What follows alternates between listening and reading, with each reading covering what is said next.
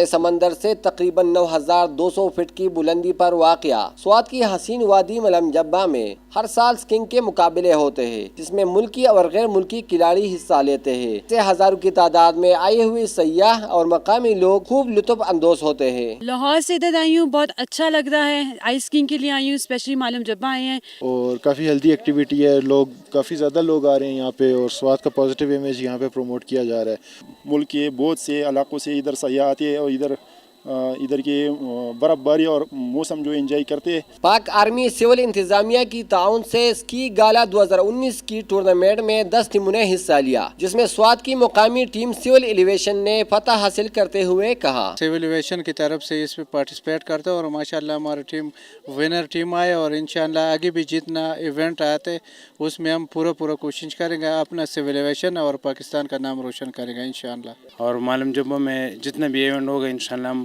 اس میں حصہ لے گا اور پاکستان کے نام اور سول ایویشن کے نام روشن کریں۔ سول ایویشن کی ٹیم نے جیت لی اور انشاءاللہ میں نیکسٹ ٹائم بھی آؤں گا، کیونکہ بڑا مزہ ہے اس میں۔ پاک آرمی سول انتظامیہ اور سمسنگ گروپ کی تعاون سے آج سوات ملم جبہ میں 4 روزہ سکی گالا فیسٹیول اختتام پذیر ہوا، جو آئے ہوئے سیاحوں نے خوب انجوائے کیا۔ کیمرہ مین تاج منیر کے ساتھ سمد انجم، ملم جبہ، سوات۔